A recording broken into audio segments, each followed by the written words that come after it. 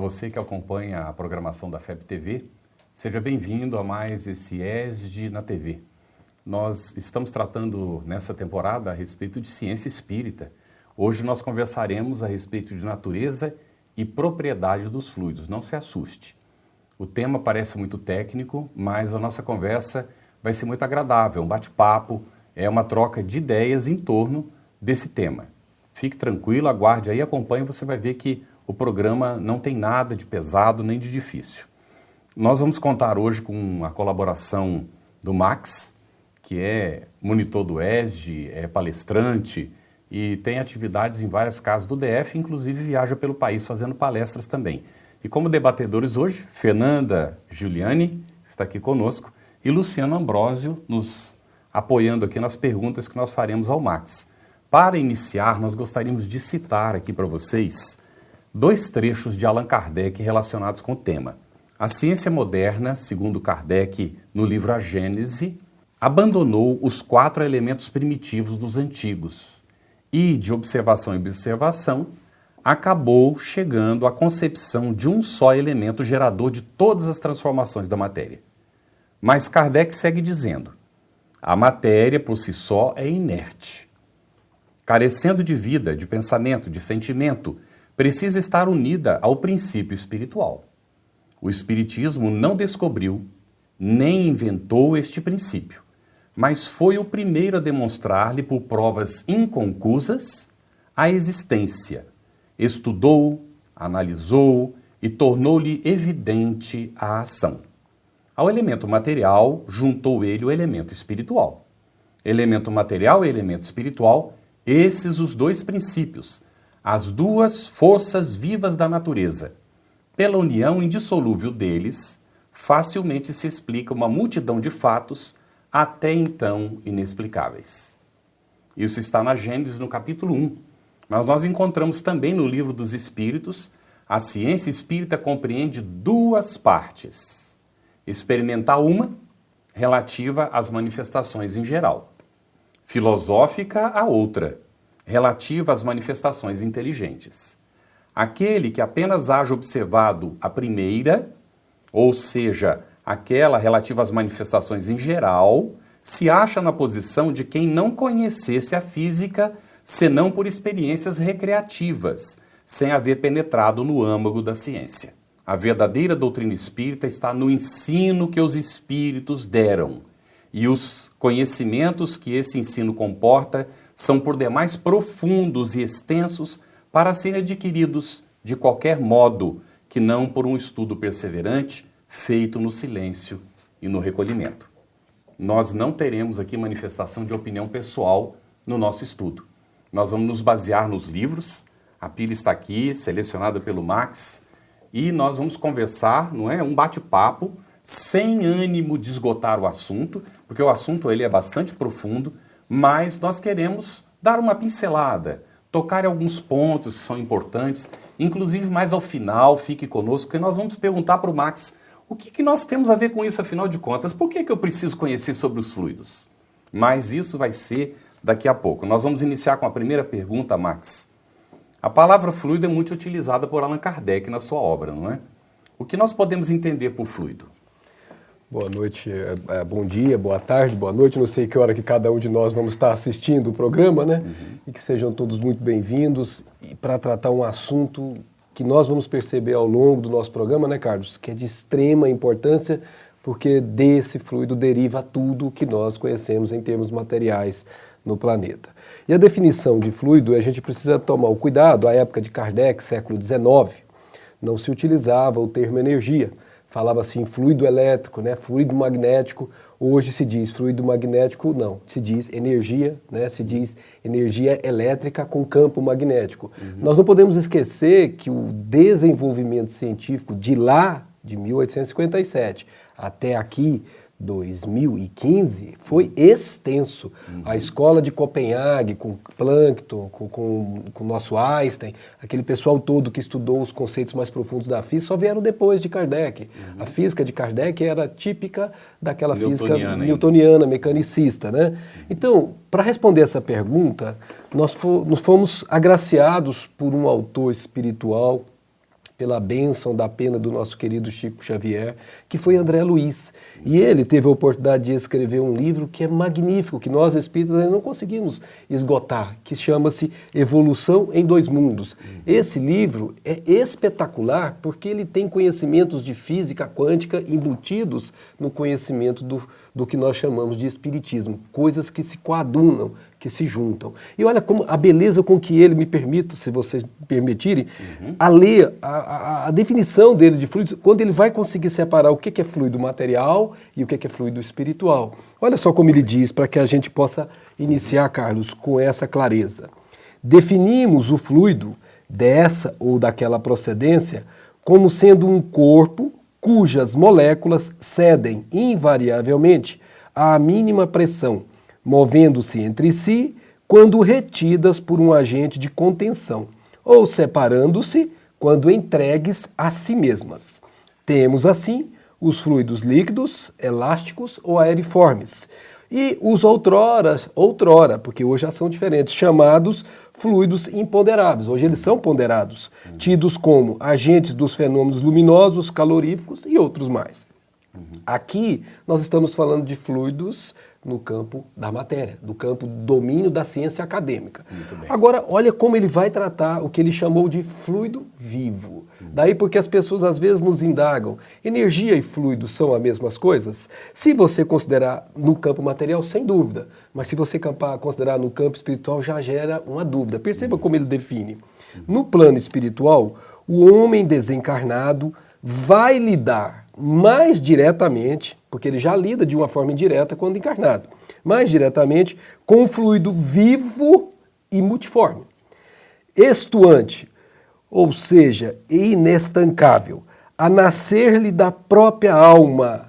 Olha a posição que ele dá, a nascer-lhe da própria alma. Ou seja, os seres geram esse fluido. Exatamente, muito Carlos. Bem. E de vez que podemos defini-lo, então ele está definindo fluido vivo, até certo ponto, por subproduto do fluido cósmico absorvido pela mente humana. Muito bem. Você respira fluido cósmico e você emite. Olha só o que ele diz. Em processo vitalista, semelhante à respiração, pelo qual a criatura assimila a força emanante do Criador, esparsa em todo o cosmos, transubstanciando-a, modificando-a, sob a própria responsabilidade, daí o porquê a lei de causa e efeito, para influenciar na criação a partir de si mesmo, de si mesma. Esse fluido é o seu próprio pensamento contínuo, gerando potenciais energéticos com que não havia sonhado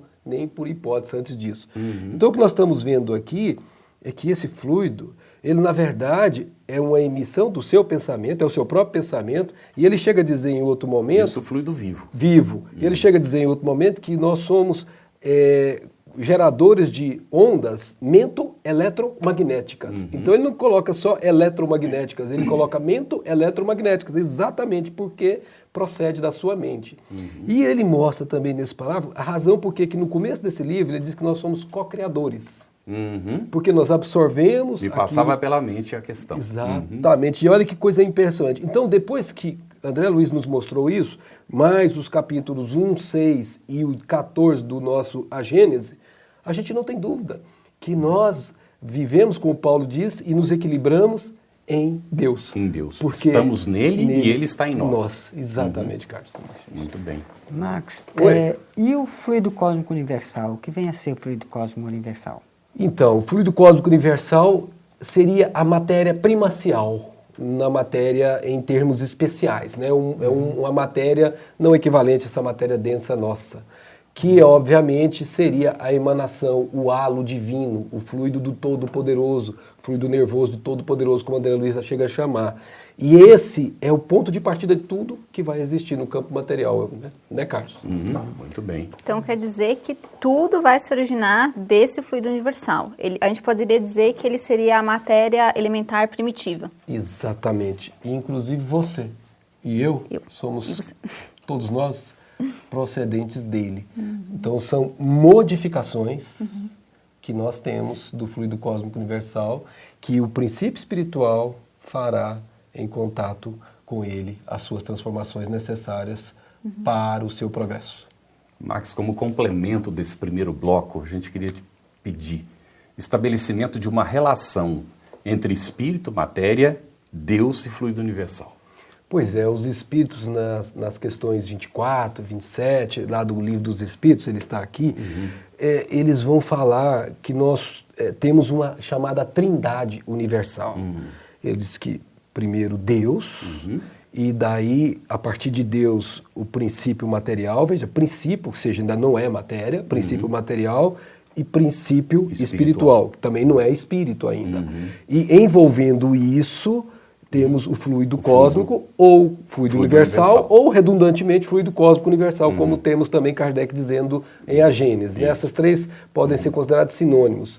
E desses três conjugados, o princípio espiritual, que não pode conjugar-se com a matéria isoladamente, se utiliza do fluido cósmico, transformando-o para que haja uma interação com esse corpo extremamente material e um corpo extremamente sutil, que nós não sabemos do que é feito, Kardec chamou de imaterial, que é o princípio espiritual, e daí fazendo todos os processos que nós conhecemos espirituais, inclusive a geração do nosso perispírito, né? Como nós teremos a oportunidade de estudar.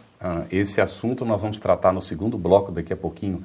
Vamos entender melhor como é que se origina o corpo físico desse fluido universal e depois também como é que aparece, como é que essa questão do corpo espiritual nosso, que a gente chama de perispírito. Fique aí, nós voltamos daqui a pouquinho.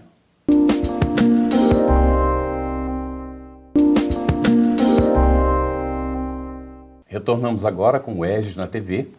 Você sabe, nós estamos tratando nessa temporada sobre ciência espírita e hoje nós estamos conversando sobre o assunto específico relacionado com os fluidos, que seria a natureza e propriedade dos fluidos. O nosso convidado é o Max Lânio e nós vamos ter a primeira pergunta desse bloco. Vamos pedir, Luciano, você pode fazer a primeira pergunta ao Max, por favor? Max, no bloco anterior você chegou a falar que tudo, né, é feito tudo origina-se do fluido cósmico universal, inclusive o nosso corpo. Desenvolve um pouco mais essa questão aí pra gente, Max, do nosso corpo se originar também desse fluido universal, né? Como é que é isso? Isso. Então, Luciano, Kardec desenvolve esse tema com mais, vamos dizer assim, com mais clareza, com mais nitidez, no capítulo 14 do livro A Gênese. Lá ele chama o capítulo de os fluidos, né? E ele vai dizer que não só o corpo material, o corpo físico, como o corpo espiritual, que ele denominou de perispírito, vão ser ambos transformações do fluido cósmico universal. O fluido cósmico universal pode ser enxergado com dois aspectos, o lado da ponderabilidade e o lado da imponderabilidade. Então, quando você está no plano espiritual, você é imponderável aqui na Terra. Quando você está no plano físico, com este corpo, você tem o fluido cósmico universal ponderado. E nós estamos falando, então, de densidade desse corpo. É uma densificação, vamos chamar assim, do corpo que se torna maior quando você está usando o terceiro corpo, né, que é o seu corpo encarnado. Quando você está no plano espiritual, você continua sendo feito de fluido cósmico universal modificado, que é o seu perispírito. Só que ele é muito mais sutil. Kardec usa a expressão quintessenciado, ou como era comum se utilizar no século XIX, etérico, vem de etéreo. Hoje a ciência acadêmica não utiliza mais esse termo, mas é um termo que serve ainda para a gente entender o sentido dele ser mais rarefeito do que o corpo físico, né? E tem, se vocês me permitirem, tem um estudo de São Luís, no capítulo 4 do Evangelho segundo o Espiritismo. No capítulo 4 nós lembramos, ninguém poderá ver o reino de Deus se não nascer de novo. Interessante, porque a gente está aprendendo Espiritismo, há algum tempo a gente está tentando estudar, na medida das nossas condições, mas o dia que nós lemos isso aqui, com todo o respeito, nós ficamos de boca aberta. A gente fica maravilhado, né? Maravilhado. E é no Evangelho segundo o Espiritismo, quando a gente vai encontrar um assunto de ciência, né? E a coisa, Luciano, mostra que esse corpo, além dele ser densificado, existe uma lei que chama Lei de Progresso, que nós aprendemos com o Livro dos Espíritos na terceira parte, e que essa lei diz que tudo tende a Deus. A fatalidade definitiva é que o filho voltará ao Pai. Ao Pai. Né? Nós pegamos o nosso Emmanuel, traduziu isso com outro termo, a caminho da luz. Jesus disse, sede perfeitos, como perfeito é o vosso Pai. Então São Luís desenvolve esse tema aproveitando uma pergunta que fizemos a ele aqui. Quais os limites da encarnação? Olha a beleza da resposta. A bem dizer, a encarnação carece de limites precisamente traçados. Se tivermos em vista apenas o envoltório que constitui o corpo do espírito, portanto o corpo físico, dado que a materialidade desse envoltório diminui, prestemos atenção, diminui a proporção que o espírito se purifica. Em certos mundos mais adiantados do que a Terra, já ele é menos compacto, menos pesado e menos grosseiro, e por conseguinte menos sujeito às vicissitudes que nós todos sofremos, as famosas sensações, as paixões. Em grau mais elevado, é diáfano, sutilíssimo e quase fluídico. Nós estamos estudando fluido. Então o corpo físico, dia virá que ele se tornará quase como se fosse o perispírito. Exatamente, Carlos. Olha o que ele vai dizer, Carlos, como é profundo. Vai desmaterializando-se. São palavras de São Luís. Max, as pessoas às vezes têm alguma dificuldade, desculpa interromper, que está muito interessante. As pessoas têm alguma dificuldade de entender isso. Mas quando você pensa que nós já tivemos corpos muito mais primitivos do que a gente tem, cobertos de pelo, inclusive, não é? E que a evolução vem nos dando um corpo mais belo, mais sutil, conforme o tempo vai passando, a consequência natural é que a gente vai chegar aí, não é isso? E veja, Carlos, você colocou, importantíssimo, Allan Kardec, com aquela lucidez incomparável, mesmo em escritos posteriores, que ele não chegou a publicar enquanto encarnado, mas que fizeram por bem publicar em obras póstumas, ele desenvolveu o que ele chamou de teoria da beleza, a estesia, né? Certo. E ele começa a fazer observações, são observações físicas, observações que pega moedas, compara as moedas do período romano, as mulheres bonitas, as pessoas bonitas, os homens bonitos daquele período, comparado com as de agora, já não são mais tão belas assim. Por quê? Porque a sua constituição atual é mais bela do que a sua constituição de 2000 anos atrás. De 2000 anos atrás é mais bela do que de 4000 anos. 4000 anos, muito mais bela do que aqueles nossos irmãos primitivos. Bem mais, assim, né, Carlos? Não são tão engraçadinhos. Onde tivemos nós também, no nosso início do processo evolutivo, né? Aliás, Carlos, lembrando desse momento, era tão bom, né? A gente ia namorar, não tinha esse negócio de abrir porta de carro, né? A gente já pegava a criatura e vamos passear. Puxava cabelo. Brincadeiras à parte. Então, o que nós estamos percebendo, observando a própria história, é que essa desmaterialização que São Luís está dizendo aqui, de fato está acontecendo. Mas ele vai além nessa explicação quando ele diz muito assim, bem. Ó, vai desmaterializando-se de grau em grau. Portanto, por isso que o espírito ele tem que passar por degraus evolutivos. De grau em grau, acaba por se confundir com o perispírito. Muito bem. Se vocês se lembrarem, acredito que todo mundo teve a oportunidade de estudar a revista Espírita, né? São 12 volumes, né, Carlos? 12 anos. Então, sim. O de 1857... Quem não teve ainda, nós convidamos a fazer, né? Porque vale a pena. Realmente é uma beleza, porque lá está o laboratório de Allan Kardec, os experimentos, os ensaios, que depois ele traz para tem histórias interessantes lá, não é? É agradável a leitura. Como essa aqui, por exemplo, de espíritos que seriam de Júpiter, e que mostravam que o corpo deles era tão sutil que eles não precisavam estar em sono para se desdobrar, eles se dobravam tão rapidamente. É mais ou menos parecido com o que ele diz aqui, ó. O corpo físico se acaba a confundir com o corpo espiritual. Conforme o mundo em que é levado a viver, o espírito reveste o invólucro apropriado à natureza desse mundo, que é o nosso caso aqui. O próprio perispírito passa por transformações sucessivas, torna-se cada vez mais etéreo, até a depuração completa, que é a condição dos puros espíritos. Sede perfeitos, ou como ele disse em outra ocasião, bem-aventurados puros de coração, porque estes verão a Deus. É isso aqui. Então veja, Luciano, como a beleza dessa realidade espiritual é enorme. Dia virá, Luciano, que o nosso corpo físico deixará de existir para permanecer só o corpo fluídico, que é o corpo espiritual. Você já explicou, Max, mas vamos insistir um pouquinho no assunto. Nós sabemos que nós temos esse corpo espiritual, que no espiritismo é chamado de perispírito, não é? E ele também se origina do fluido universal. Você falou do corpo físico, chegou a citar um pouco o perispírito, mas como é que uma coisa tão densa como é o corpo físico se origina do mesmo fluido desse corpo tão sutil, que nem é visto normalmente pelas pessoas? salvo em condições especiais, ou o médium tem que ter evidência para isso, ou tem que haver uma materialização. Como é que pode se explicar que esses dois corpos se originam do mesmo fluido? Então, Carlos, a geratriz é a mesma. A manipulação desse fluido cósmico universal, feito pelo pensamento, ou melhor, pela vontade, pelo pensamento do espírito, é que determina a sua configuração. Então, obviamente, quando a gente estuda sobre as criações fluídicas, quando a gente observa, por exemplo, uma cidade como o Nosso Lar, ela não foi materializada, porque para eles é matéria, naquele nível deles. Para nós, não é matéria, porque nós não conseguimos ver. Mas continua sendo matéria, como usa Kardec a expressão, quintessenciada. Eu aprendi uma vez, e eu tenho feito essa comparação por analogia apenas, a utilizar aquela equação de Einstein, que se diz E é igual a m vezes c ao quadrado, onde E é energia, M minúsculo é matéria e C velocidade da luz.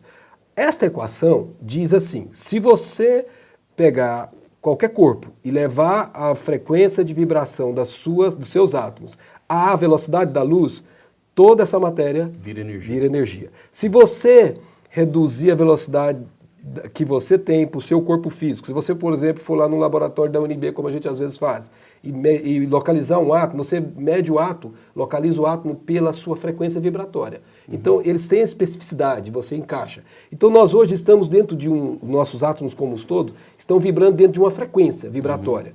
Quando você está vibrando nessa frequência vibratória, seguramente a matéria sua é mais densa do que a frequência vibratória do plano espiritual, que é uma frequência muito mais rápida. Voltando à equação de Einstein, para que a gente entenda isso, significa dizer que se no lugar do C você colocar a velocidade da frequência vibratória dos átomos, você modifica a ponderabilidade dessa matéria segundo a velocidade dessa vibração. Então, os espíritos, de alguma forma, manipulam isso. Eles conseguem acelerar ou desacelerar essas moléculas, esses átomos, esses elementos químicos. Mexendo com a velocidade. E com isso, a ponderabilidade torna-se mais rara, mais clara ou menos clara.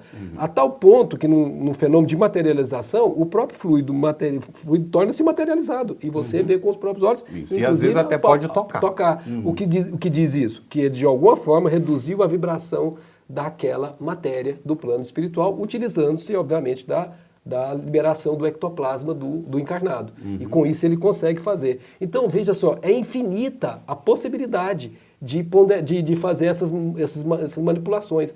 Nós aqui da Terra conhecemos algumas coisinhas, né? Ô Max, e existe só esse fluido universal ou existem outros fluidos? Todos os outros que existem, e são incontáveis, inúmeros, o nosso querido Galileu Galilei, pela psicografia de Camille Flammarion, no capítulo 6 da Gênesis, tem a oportunidade de dizer que nós não conhecemos praticamente quase nada, porque em outros mundos tem outros tipos desses fluidos que nós ainda não traçamos contato. Mas ele diz textualmente, tudo, sem exceção, deriva do fluido cósmico universal ou do fluido universal. Muito bem, Max. Nós estamos chegando ao final do nosso segundo bloco nesse assunto e como nós dissemos ao início, não está interessante? O assunto, ele parece muito técnico, mas nós vamos ver daqui a pouquinho, no terceiro bloco do nosso programa, o que o fluido tem a ver com você. Por que eu preciso estudar isso? Por que eu preciso entender isso, afinal de contas, não é? Fique aí, nós voltamos daqui a pouquinho.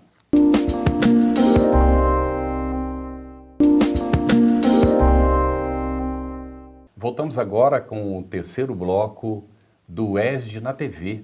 Nós estamos tratando nessa temporada sobre ciência espírita e hoje nós estamos conversando sobre os fluidos, natureza e propriedade dos fluidos. Nós vamos pedir à Fernanda que faça a primeira pergunta ao Max desse bloco. A minha primeira pergunta é o gancho do Carlos, né? Por que a gente precisa saber de fluidos? Qual que é a importância disso na nossa vida? Então, Fernanda, quando nós lemos um pouco mais sobre esse assunto e quando a gente começa a fazer as ligações que a doutrina espírita nos suscita a fazer com o Evangelho de Jesus, a gente compreende por que isso é necessário. Quer ver? Vamos ver como André Luiz tratou isso. Ele diz assim, fluido cósmico, plasma divino.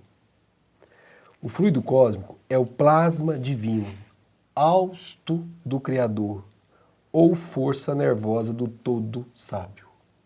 todo maiúsculo, sábio maiúsculo. Neste elemento primordial vibram e vivem constelações e sóis, mundos e seres como peixes no oceano. Aí, Isso está em Evolução em Dois Evolução em Mundos. Dois Mundos. Só lembrando para todo aquele mundo. livro que a gente apresentou no primeiro bloco, ele continua sendo um mestre para esse conhecimento. Aí quando nós fomos observar em Atos dos Apóstolos, tem uma frase de Paulo que diz que em Deus nos movemos e existimos. E André Luiz, no final deste mesmo capítulo, dirá assim: compete-nos, pois, anotar que o fluido cósmico, ou plasma divino, como ele aqui colocou, como sinônimo, é a força. Perceba essa palavra. Força é o que gera trabalho, é o que movimenta, põe dinamismo. É a força em que todos, que cria. Todos, não disse que tem alguém excluso, não há ovelha fora do redil, como disse Jesus. Todos vivemos nos ângulos variados da natureza. Não importa se você está na condição de um vírus, como princípio espiritual, ou se você está na condição de um ser angelical. Todos estamos envolvidos por esse plasma divino. Motivo pelo qual, como ele disse aqui, já se afirmou, e com toda razão, que em Deus nos movemos e existimos. Aí, quando a gente aprofundou um pouquinho mais, por intuição, refletindo sobre esse assunto, nós nos lembramos de uma frase de Jesus, que ele disse assim: eu e o Pai somos um. Nós sabemos, pela história, que essa frase, por várias vezes, foi interpretada de maneira, vamos dizer, abaixo da interpretação maior que nós conseguimos fazer hoje, em que colocamos Jesus como Deus, que de tudo não está incorreto. Porque, na verdade, o que nós queremos dizer que não está incorreto? Porque Jesus é um, Deus é outro, é claro, mas Jesus conseguiu ser o ser que vibrou no diapasão do Pai, de tal forma que ele representava o Pai na Terra, porque era a expressão máxima. Então, por que conhecer isso? Porque um dia nós também teremos que ser Jesus. Nós estamos aprendendo a vibrar no diapasão da consciência cósmica. Está lá na prece que ele nos ensinou, anotada em Mateus, capítulo 6, se não nos falha a memória.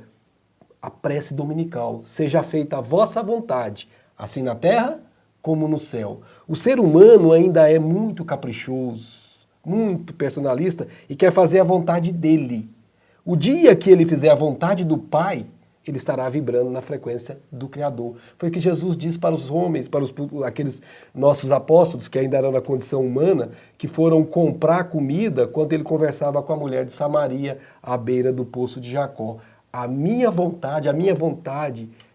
comida é a comida de fazer a vontade do meu Pai. Porque ofereceram comida para ele, ele não quis, porque a comida dele era fazer a vontade do Pai. Eu e o Pai somos um. Então, não tenhamos dúvida, nós deveríamos ter isso como condição sine qua non da nossa existência, porque no Pai nós vivemos, deveríamos representá-lo aqui, ser fiéis a Ele, em outras palavras. Max, então isso tem relação com o autoconhecimento. Com certeza, Carlos. Não é? Nós não sabemos ainda exatamente o que nós somos, não é? Exatamente. E saber o que nós somos passa por essa consciência de que a nossa composição física perispiritual está deste mesmo elemento que é o hálito divino, não é? Exatamente. Em Deus estamos, Ele está em nós, não é? Então nós caminharemos para lá. Max, eu posso influenciar os fluidos com os meus pensamentos, não é isso? Com certeza. Bom, de que forma e quais as consequências, não é, dessa influência, sem entrar na oração ainda? Ok. As nossas emanações mentais, elas são contínuas. É o que nos diferencia do reino anterior, que é o reino animal. Porque os nossos irmãos animais, eles também têm emanações, mas elas são fragmentárias. O pensamento deles não é contínuo. Ao contrário, o nosso é pensamento contínuo. Por isso o animal tem inteligência, mas a inteligência é fragmentária. Né? A nossa inteligência ela é crescente, como a deles também está sendo. Dia virá que o princípio espiritual alçará o campo do reino nominal.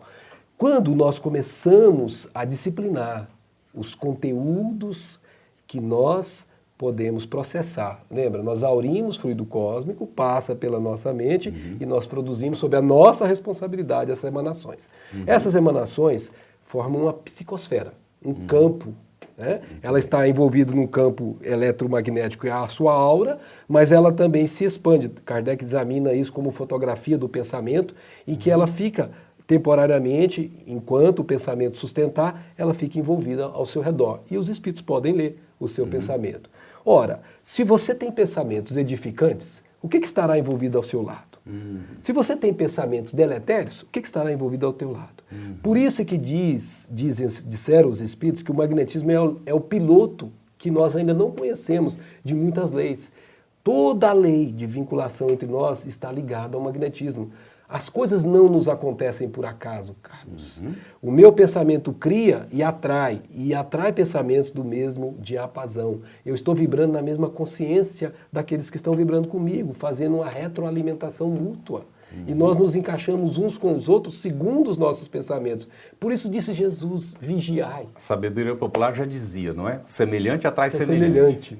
E a Joana de Anjos diz, diga o que tu pensas, que direi quem tu és. Não é isso? Então veja que coisa bacana. Jesus já nos alertara sobre isso há 2000 anos atrás. Vigiai e orai, para que não entreis em tentação. Por que isso? Porque o seu pensamento pode atrair situações que te provoquem tentação com as suas inferioridades que ainda estão alojadas em nós, mas pode também te elevar num plano vibracional que te afasta. Então, como que a gente deve proceder? Aí tem aquela famosa lei, que é a lei da vontade. A vontade é sua, mas a responsabilidade é consequência. Então, depende de você, depende de mim, depende de cada um de nós, o que vai ser gerado. Corre por nossa conta. E as companhias que vamos atrair. Atrair, porque nós vamos nos alimentar, nos nutrir desse mesmo padrão vibracional. Então, alguém não pode falar o culpado é o governo, o culpado é minha mãe, o culpado é meu pai, meu irmão. Não, ele é... Não. Eu sou o gerador de tudo isso. A responsabilidade é de cada um. Exatamente. Eu me enveredei nela porque eu gerei. Agora, você tocou um pouquinho antes num assunto interessante, porque você disse assim, nós temos que fazer o autoconhecimento. Lembra-se quando Jesus foi procurado por um rapaz, que o rapaz ficou tão fascinado por ele e que queria segui-lo. Mas ele se lembrou que o pai estava sendo velado. Deixa eu me enterrar meu pai. E Jesus virou para ele e falou, deixai aos mortos o cuidado de enterrar seus mortos. Tu segue-me. O que ele estava dizendo? Deixai aos que estão em consciência de sono o cuidado de serem conduzidos pelos que estão em consciência de sono. Mas você que já está desperto, segue-me. Então, você, cada um de nós que somos espíritos, já estamos despertos. Não temos mais o direito de falar que não sabíamos, não conhecíamos essas leis. O que conta é o quanto nós vamos esforçar-nos para trabalhar o pensamento segundo o pensamento cósmico.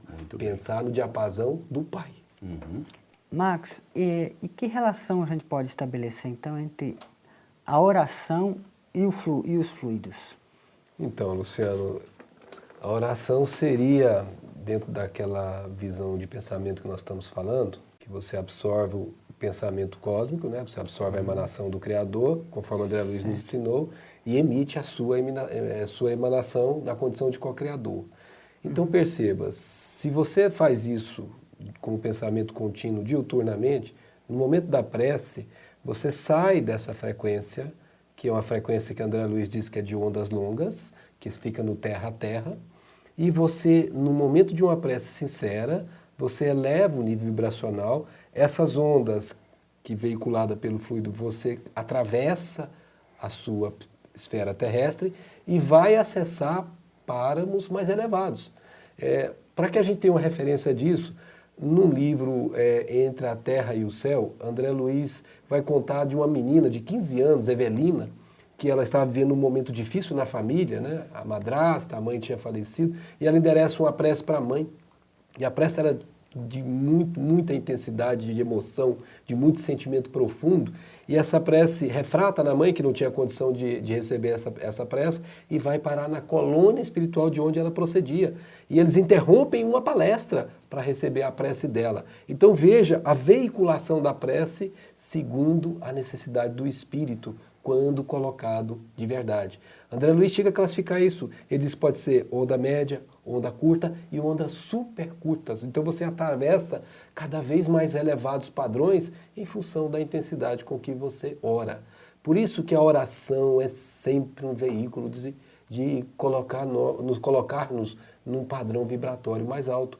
E aí você se afasta daquelas companhias que eventualmente podem estar te vamos dizer assim, influenciando negativamente. E você, se você mudasse a frequência da rádio. Para isso, qual é o seu papel? É como se fosse aquele aluno que veio aqui para a Terra como para estudar, mas que não pode colar. Não pode colar entre aspas. Quando você faz a prece, você de uma forma ou de outra está sendo ajudado pelo plano espiritual. Então, prece, Luciano, deveria ser no nosso dia a dia, feita quantas vezes se fizer necessário. E não estamos dizendo aquele negócio de repetir palavras, não. Nós estamos falando de parar, você está num momento difícil, às vezes você faz, que fazer, Senhor? É uma prece. Se ela sair com intensidade do coração, é uma prece. Estado de prece, né? Começar a exercitar isso. Exatamente. Um estado permanente de prece. Exatamente. É uma das coisas que o espírita tem a condição de fazer com mais eficácia, né? Com mais efetividade, porque ele sabe como fazer isso. Em função do conhecimento. Né? Mas aí é que tá, não basta só o lado da razão, tem que tocar a emoção. A prece só com a razão é gelada. Só com a emoção, às vezes não sabe o que pedir. Né? Então nós somos dos dois, conjugar os dois. Sim. E não só aquele momento. Fernanda, o tempinho nosso está bem curtinho, nós estamos terminando, desculpe. Você poderia se perguntar, né, o que tem a ver com os fluidos? Nesse bloco nós tentamos esclarecer um pouquinho a respeito disso, não foi, Max? Isso. E então, o que acontece? A gente influencia os fluidos que estão ao nosso redor. E os fluidos estão exercendo constante influência em nós mesmos. Então, é do nosso dia a dia, é nosso interesse saber a respeito do assunto, para poder influenciá-los o melhor possível, não é? Para o nosso próprio proveito. Nós terminamos aqui, infelizmente não dá tempo para mais pergunta, Fernanda, vai ficar para o próximo programa, não é? Com muita alegria, é uma satisfação muito grande estar com vocês e esteja conosco no nosso próximo programa.